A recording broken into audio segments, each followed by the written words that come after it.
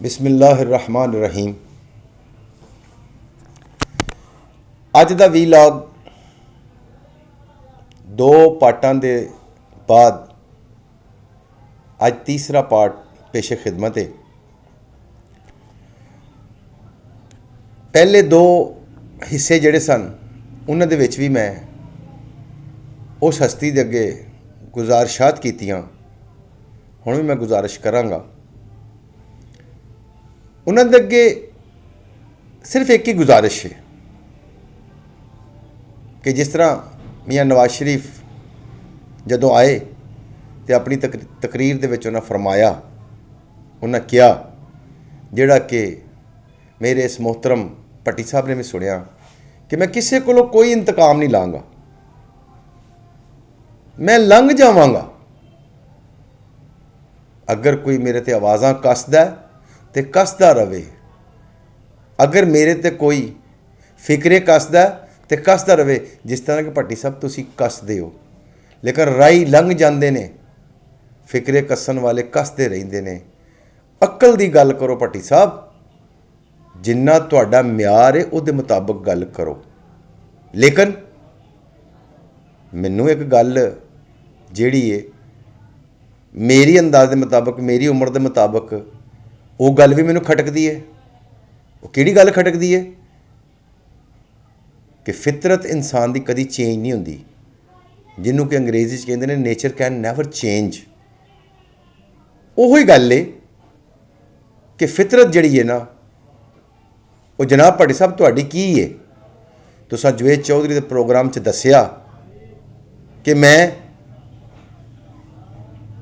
इस मुकाम तक पहुँचण लई अखबार भी किया, अखबार के दफ्तर झाड़ू भी फेरे। उस तो पहले मैं सब्जियां बेचियां, आलू लै लै, टींडे लै लै, बैंगन लै लै, अदरक लै लै, फलान लै लै।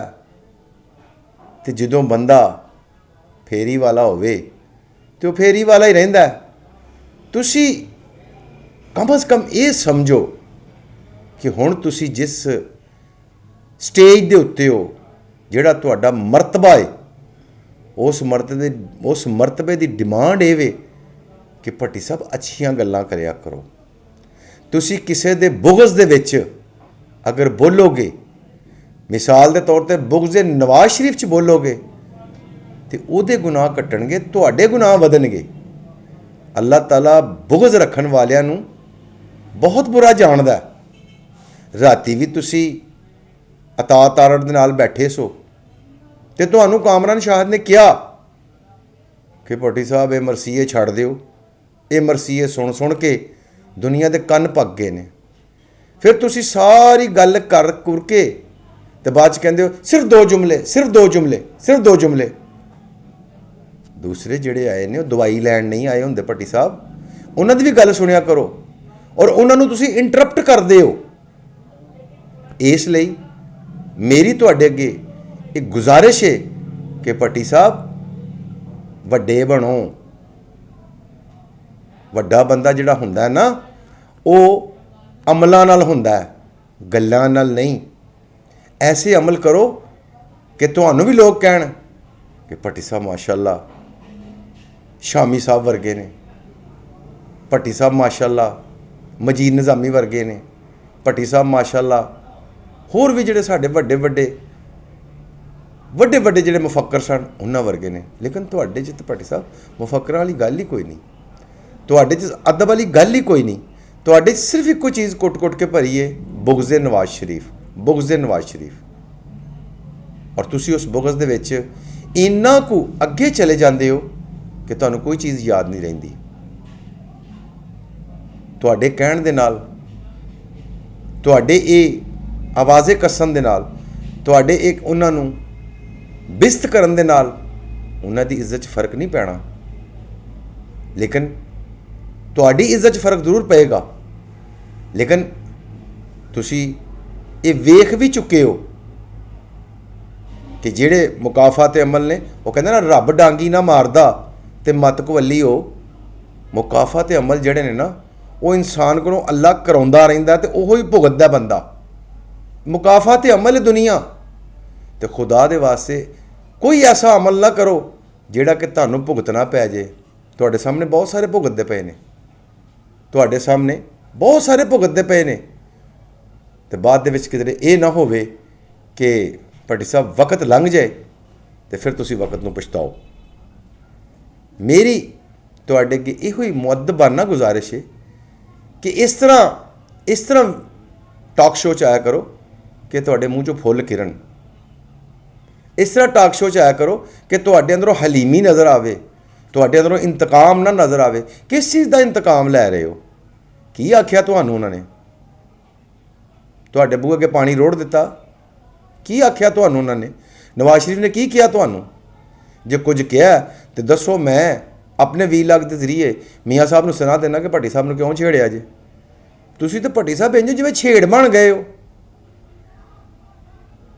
ਮੈਂ ਨਾ ਆਪਣੇ ਉਸ ਚੀਜ਼ 'ਚੋਂ ਬਾਹਰ ਨਿਕਲੋ। ਤੁਹਾਡਾ ਇਲਾਕਾ ਜਿਹੜਾ ਮਾਸ਼ਾਅੱਲਾ ਦੁੱਲੇ ਭੱਟੀ ਦੀ ਬਾਰ ਏ, ਤੇ ਦੁੱਲੇ ਭੱਟੀ ਵਰਗੇ ਕੰਮ ਕਰੋ।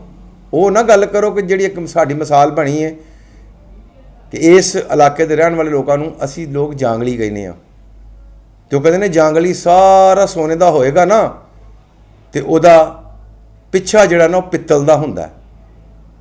ਇਸ ਲਈ ਇਹ ਮਿਸਾਲਾਂ ਜਿਹੜੀਆਂ ਨੇ ਨਾ, ਇਹ ਸਾਡੇ ਬਜ਼ੁਰਗਾਂ ਨੇ ਕੱਢੀਆਂ ਨੇ, ਵੇਖ ਕੇ ਕੱਢੀਆਂ ਨੇ। ਤੇ ਖੁਦਾ ਦੇ ਵਾਸਤੇ ਤੁਹਾਨੂੰ ਇਸ ਵੇਲੇ ਜਿਹੜਾ ਅੱਲਾ ਨੇ ਇੱਕ ਅਹੁਦਾ ਦਿੱਤਾ ਹੈ ਨਾ, ਜਾਂ ਜਿਹੜੀ ਇੱਜ਼ਤ ਦਿੱਤੀ ਹੈ ਨਾ, ਉਹਦੇ ਮੁਤਾਬਕ ਗੱਲ ਕਰੋ ਭੱਟੀ ਸਾਹਿਬ। ਇਸ ਤਰ੍ਹਾਂ ਉਂਗਲਾਂ ਚੁੱਕਣ ਦੇ ਨਾਲ, ਇਸ ਤਰ੍ਹਾਂ ਕਿਸੇ ਦੀ ਇੱਜ਼ਤ ਦੇ ਉੱਤੇ ਹਮਲੇ ਕਰਨ ਦੇ ਨਾਲ ਤੁਹਾਨੂੰ ਤੁਹਾਡੀ ਸ਼ਾਨ ਵੱਧ ਨਹੀਂ ਜਾਣੀ। ਹਮਲੇ ਸਾਰਿਆਂ ਨੂੰ ਕਰਨੇ ਆਉਂਦੇ ਨੇ। ਖੁਦਾ ਨਾ ਕਰੇ ਕੋਈ ਹੋਰ ਬੰਦਾ ਹਮਲਾ ਕਰ ਦਿੰਦਾ, ਕੀ ਬਣੇਗਾ? ਸਾਫਤ ਤੇ ਨਹੀਂ ਕਹਿੰਦੀ, ਸਾਫਤ ਤੇ ਕਹਿੰਦੀ ਹੈ ਕਿ ਤਨਕੀਦ ਕਰੋ। ਸਾਫਤ ਕਹਿੰਦੀ ਤਨਕੀਦ ਕਰੋ। ਇਹ ਨਾ ਕਰੋ ਕਿ ਅਗਲੇ ਦੀ ਪਗੜੀ ਲਾ ਦਿਓ, ਇਹ ਨਾ ਕਰੋ ਕਿ ਅਗਲੇ ਦੇ ਕੱਪੜੇ ਲਾ ਦਿਓ। ਇਹ ਸਿਆਸਤਦਾਨਾਂ ਦਾ ਮਾਮਲਾ ਹੈ। ਸਿਆਸਤਦਾਨ ਇੱਕ ਦੂਜੇ ਨੂੰ ਨੰਗਾ ਕਰਨ, ਸਿਆਸਤਦਾਨ ਇੱਕ ਦੂਸਰੇ ਨੂੰ ਅਦਬ ਕਰਨ, ਸਿਆਸਤਦਾਨ ਇੱਕ ਦੂਸਰੇ ਨੂੰ ਜੋ ਮਰਜ਼ੀ ਕਰਨ। ਸਾਡਾ ਕੰਮ ਹੈ ਕਿ ਉਹਨਾਂ ਤੇ ਤਨਕੀਦ ਕਰਨਾ ਕਿ ਤੁਸੀਂ ਕਿਉਂ ਇਸ ਤਰ੍ਹਾਂ ਕਰਦੇ ਹੋ। ਲੇਕਿਨ ਅਗਰ ਤਹਿਜ਼ੀਬ ਦੇ ਨਾਲ ਕਰੀਏ ਤੇ ਉਹਨੂੰ ਕਵਾਂਗੇ ਸਹਾਫਤ। ਅਗਰ ਤਹਿਜ਼ੀਬ ਦੇ ਦਾਇਰੇ 'ਚੋਂ ਬਾਹਰ ਜਾਵਾਂਗੇ ਤੇ ਉਹਨੂੰ ਕੀ ਕਵਾਂਗੇ ਅਸੀਂ? ਇਹ ਤੁਸੀਂ ਖੁਦ ਹੀ ਵੇਖ ਲਓ ਕਿ ਉਹਨੂੰ ਕੀ ਕਵਾਂਗੇ। ਤਹਿਜ਼ੀਬ ਦੇ ਨਾਲ ਰਵਾਂਗੇ ਤੇ ਸਾਡਾ ਤਾਲੀਮ ਦੇ ਨਾਲ ਤਲਕ ਬਣੇਗਾ। ਤਹਿਜ਼ੀਬ ਦੇ ਨਾਲ ਰਵਾਂਗੇ, ਸਾਡੇ ਵੇਖਣ ਵਾਲੇ ਜਿਹੜੇ ਨੇ ਉਹ ਵੀ ਤਹਿਜ਼ੀਬ ਯਾਫਤਾ ਹੋਣਗੇ। ਲੇਕਿਨ ਅਗਰ ਅਸੀਂ ਬਦ ਤਹਿਜ਼ੀਬੀ ਕਰਾਂਗੇ ਤੇ ਖੁਦਾ ਦੇ ਵਾਸਤੇ ਅਸੀਂ ਬਦ ਤਹਿਜ਼ੀਬ ਹੀ ਕਹਿਲਾਵਾਂਗੇ। ਅਸੀਂ ਮੁਫੱਕਰ ਨਹੀਂ ਕਹਿਲਾਵਾਂਗੇ, ਅਸੀਂ ਕੋਈ ਅੱਛੀ ਸੋਚ ਵਾਲੇ ਨਹੀਂ ਕਹਿਲਾਵਾਂਗੇ। ਇਸ ਲਈ ਮੇਰੀ ਇਸਤਦਾ ਹੈ ਤੁਹਾਡੇ ਅੱਗੇ ਕਿ ਖੁਦਾ ਦੇ ਵਾਸਤੇ ਕਰਕੇ ਇਹ ਜਿਹੜਾ ਆਪਣਾ ਸਟਾਈਲ ਹੈ ਨਾ, ਇਹਨੂੰ ਬਦਲੋ। ਰਾਤੀ ਤੁਸੀਂ ਟੈਲੀਫੋਨ ਦੀ ਗੱਲ ਕੀਤੀ, 8 ਟੈਲੀਫੋਨ ਗਿਣਤੇ। ਖੁਰਸ਼ੀਦ ਸ਼ਾਹ ਦਾ ਟੈਲੀਫੋਨ, ਬਿਲਾਵਲ ਦਾ ਟੈਲੀਫੋਨ, ਜ਼ਰਦਾਰੀ ਦਾ ਟੈਲੀਫੋਨ, ਫਲਾਣੇ ਦਾ ਟੈਲੀਫੋਨ, ਫਿਰ number wise 1 number telephone, 2 number telephone. ਇਹਨਾਂ ਗੱਲਾਂ ਦਾ ਕੋਈ ਮਤਲਬ ਹੈ? ਚਲੋ ਮੈਨੂੰ ਉਹਦਾ ਮਤਲਬ ਵੀ ਕੱਢ ਕੇ ਦੱਸੋ। ਮਾਸ ਵਾਈਜ਼ ਸਿਰਫ ਇੱਕ ਥੀਏਟਰ ਲਾਉਣ ਤੋਂ ਇਹਨਾਂ ਗੱਲਾਂ ਦਾ ਕੀ ਮਕਸਦ ਹੈ? ਜਾਂ ਤੁਹਾਡੀ ਗੱਲ ਤੇ ਕਿਸੇ ਨੇ ਅਮਲ ਕਰਕੇ ਤੁਹਾਨੂੰ ਪੀਰ ਮੰਨ ਲੈਣਾ? ਨਹੀਂ ਭੱਟੀ ਸਾਹਿਬ, ਨਹੀਂ, ਕੋਈ ਨਹੀਂ।